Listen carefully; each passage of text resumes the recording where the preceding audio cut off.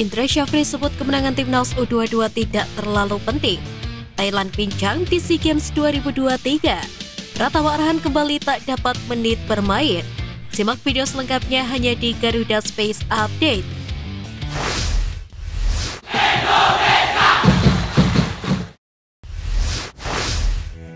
Pelatih timnas Indonesia U22 Indra Syafri tak menganggap kemenangan pada laga uji coba kontra timnas Lebanon U22 penting. Indra Syafri menegaskan bahwa yang terpenting para pemain bisa benar-benar teruji selama menjalani laga uji coba. Kendati tak mementingkan hasil, pelatih berusia 60 tahun itu tetap memberikan apresiasi kepada para pemain timnas Indonesia U22 yang berlaga melawan Lebanon. Indra Syafri menilai Beckham Putra dan kawan-kawan menunjukkan kegigihan demi terpilih masuk skuad untuk SEA Games 2023. Kendati menang 1-0, Indra Syafri mengaku lebih menyukai gaya permainan timnas U22 saat kalah di pertemuan pertama kontra Lebanon. Indra Syafri menegaskan bahwa secara statistik skuad Garuda Muda tampil buruk dengan banyaknya kesalahan di laga kedua. Meski begitu, tentu saja laga uji coba tersebut diharapkan bisa membuat timnas Indonesia U22 semakin matang untuk berlaga di SEA Games 2023. Pelatih timnas Indonesia Sintayong kembali hadir dalam laga uji coba kedua skuad Garuda Muda U22 melawan Lebanon U22. Kali ini penampilan Garuda Muda tampaknya mampu membuat Sintayong mematung. Dia seakan tak beranjak sedikit pun dari bangkunya. Mantan pelatih timnas Korea Selatan itu terlihat sesekali menggerakkan kepalanya, tatapannya bahkan tak teralihkan dari lapangan. Penampilan timnas Indonesia U22 kali ini terbilang membaik. Rizky Ridho dan kolega tampak lebih percaya diri untuk tampil kali ini. Bek kiri timnas Indonesia Pratama Arhan masih belum dilepas dari Tokyo Verdy. Padahal klub Jepang itu juga tidak memberikan sang pemain tampil di laga terbarunya. Indra Syafri sebelumnya mengumumkan bahwa Pratama Arhan akan bergabung dengan skuad SEA Games 2023. Namun sejauh ini dia masih belum pulang ke Indonesia. Menurutnya, Pratama Arhan masih menunggu dilepas oleh Tokyo Verdy. Hal itu berbeda dengan kondisi Marcelino Ferdinand yang sudah memberi izin pemain bakal dilepas usai 22 April. Thailand harus menerima kabar buruk lainnya jelang SEA Games 2023. Satu pemain andalannya, Jonathan Kemde, disebut bisa absen. Pelatih Isara Sritaro dikabarkan tidak bisa memanggil bek keturunan Denmark karena masih punya tugas dengan klubnya. Sebelumnya Thailand dipastikan bakal ditinggal Supanat Muanta serta Ervan Doloh. Adapun Thailand sendiri tidak diuntungkan jika pincang karena mereka tergabung di grup sulit bersama Vietnam, Malaysia, Singapura, serta Laos. Malaysia percaya diri bisa mengamankan satu tiket untuk ajang Piala Dunia U17 2023. Rasa optimisme itu karena tim asuhan Osmera Omaro pernah mengajar timnas Indonesia U16 di babak kualifikasi Piala Asia U17 tahun lalu. Tiket untuk lolos ke Piala Dunia U17 sendiri bakal diperebutkan pada Piala Asia U17. 4 tim teratas dikatakan bakal mendapatkan jatah untuk berlaga pada November mendatang. Dengan tuan rumah yang belum diketahui usai Peru mengundurkan diri.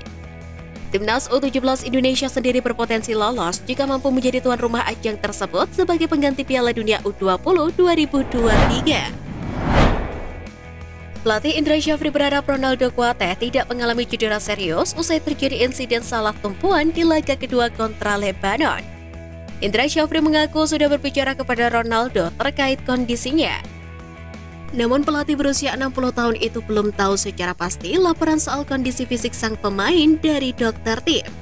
Kendati demikian, Indra Syafri yakin Ronaldo dalam kondisi baik-baik saja. Dia juga berharap laporan medis dari tim dokter tidak menunjukkan hasil yang buruk. Bek Garuda Muda Alfeandra Dewangga mengakui timnya belum tampil maksimal meski sukses mengalahkan Lebanon pada pertemuan kedua. Pemain PSIS Semarang itu menyadari bahwa tim asuhan Indra Syafri tersebut masih banyak melakukan kesalahan. Salah satunya adalah passing control yang dirasa masih kurang maksimal.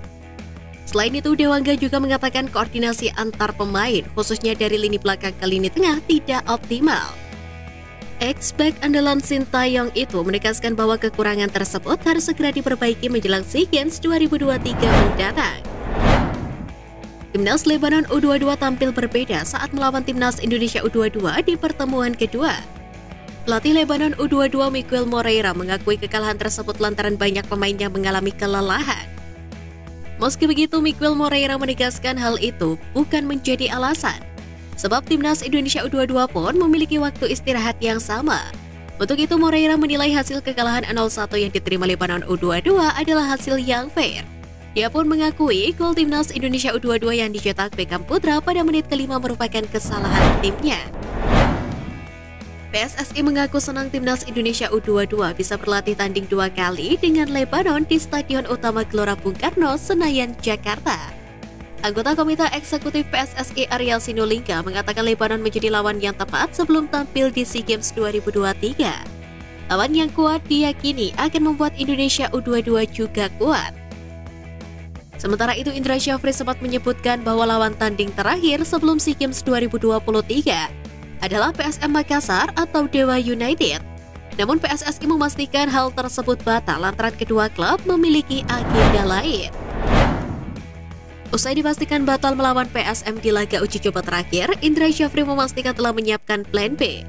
Pelatih berusia 60 tahun itu menyebut akan menggelar gym internasional yang nantinya akan dipimpin oleh 2 pelatih berbeda. Hal tersebut bertujuan agar adu strategi saling terjadi sehingga layaknya laga uji coba. Indra Syafri menjelaskan bahwa gym internasional itu dilakukan agar bisa mendapatkan pemain terbaik. Sebab hingga uji coba ketiga timnas U22 Indonesia, Indra mengaku belum membentuk kerangka atau komposisi yang tepat buat SEA Games 2023. Supporter timnas Indonesia U22 mengungkap harapan lewat bentangan spanduk. Para pendukung menginginkan skuad Garuda Muda untuk menyudahi puasa medali emas di SEA Games 2023.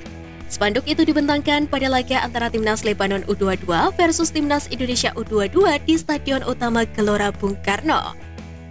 Meski terlihat bernada sarkas, namun hal tersebut dilakukan supporter tanah air guna memotivasi perjuangan skuad asuhan Indra Syafri.